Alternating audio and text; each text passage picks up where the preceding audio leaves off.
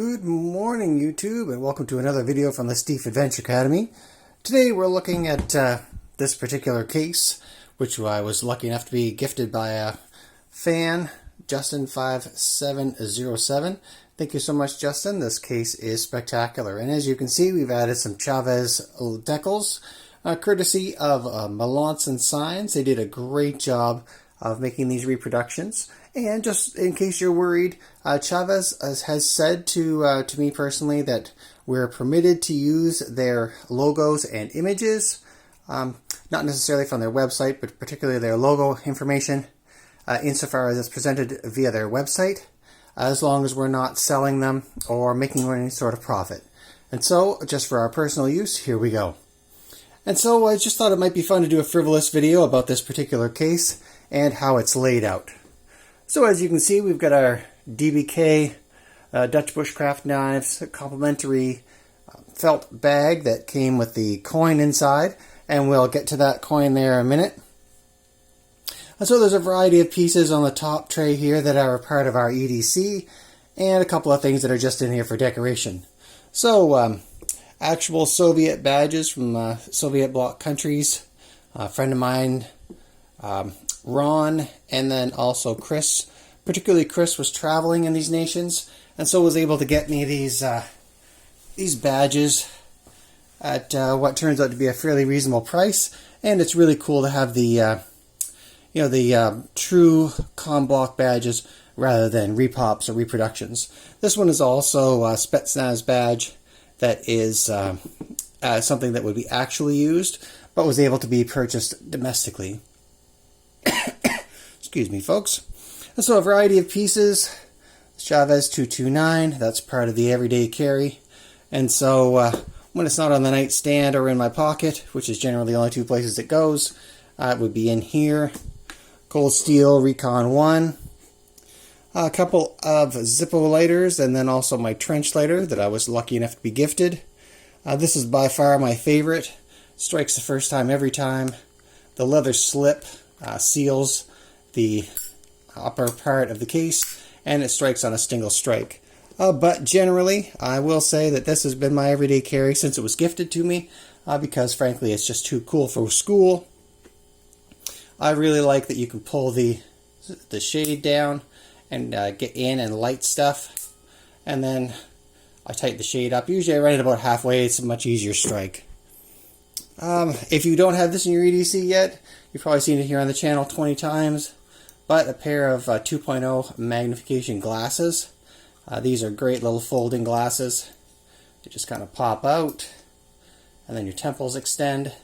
These are fantastic for pulling splinters, doing up-close work, and if you reach a point where reading is an issue, you could buy them specifically in the script that you need in order to be able to use them as readers as well. A little bit of homemade lip balm, beard balm, cuticle cream. Stuff is fantastic. Recipes made entire out of, it has 2 ingredients if you don't count heat, and that is beeswax and also avocado oil. I gotta have the everyday carry Olight. In this case I went with the i5T EOS in the limited edition green with the limited edition blue clip that I bought separately and added. If you've watched the channel at all, PM2 custom tie clip, DNT3 scales in the Bay of Fundy patina. Edge is polished at 11.5 degrees per side. It was as low as it would go. And of course the Lego Mandalorian. Super, super fun kit. Turns out I had a couple of coins in my collection. One of my favorites, of course, is from the Moncton Flight College, where we do our survival training. Fantastic challenge coin. And then I was digging around in my stuff and found the souvenir dollar coin from the, I believe it's the 1987 Calgary Stampede. So that was in my collection. The DB coin will be going back in my pocket here shortly as everyday carry, but also 50 cents from the US and a American quarter as well. And under that top tray there are a variety of more toys. So I was gifted this case with these trays. Really wasn't sure what to do with it. And so I just sort of put in here what I figured were really the top pieces. So the Swiss Army knife collection's right here with the slip. Took the knives out so I can actually see them. It's kind of fun to be able to see that early knife. That's one of my absolute favorites, found on the road. My father carried it for years. He said when I became an adult, he would gift it to me again. And when I was about 33, he decided I was responsible enough to be able to carry a knife, so it came back. A variety of other knives from the collection that you've all seen before. Really enjoying this one as well. We carried it on the Fundy Footpath. We used the Footpath logo. It's got some burning.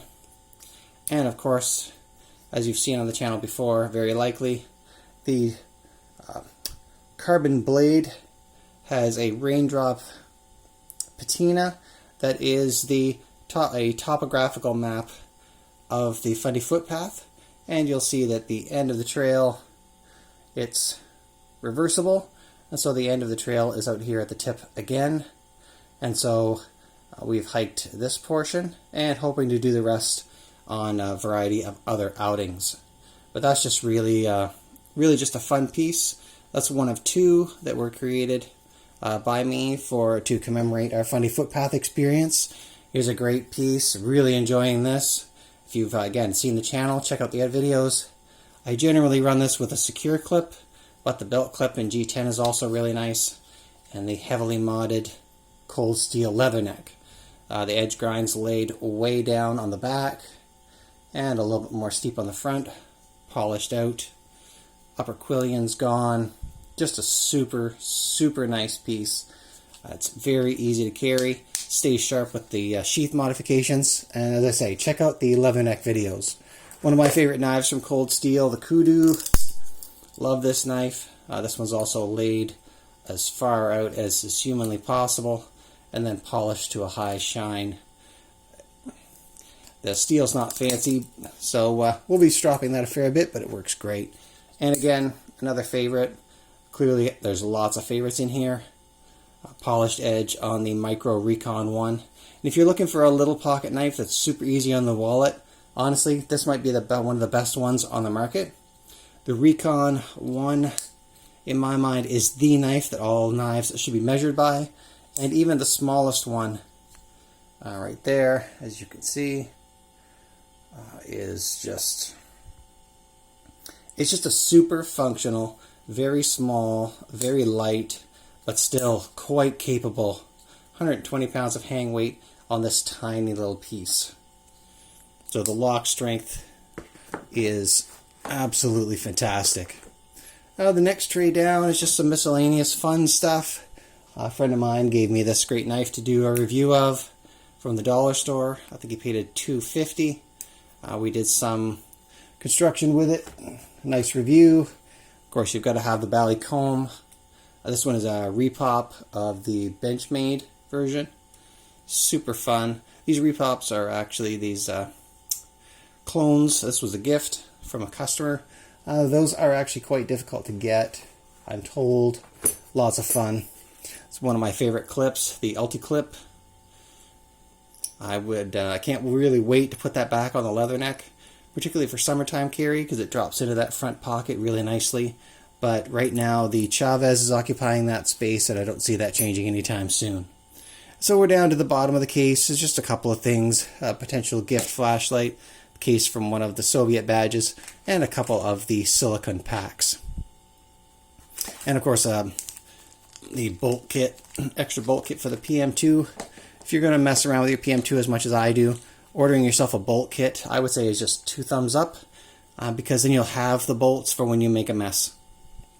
Let's see, what else have we got going here? Not a lot of really interesting stuff.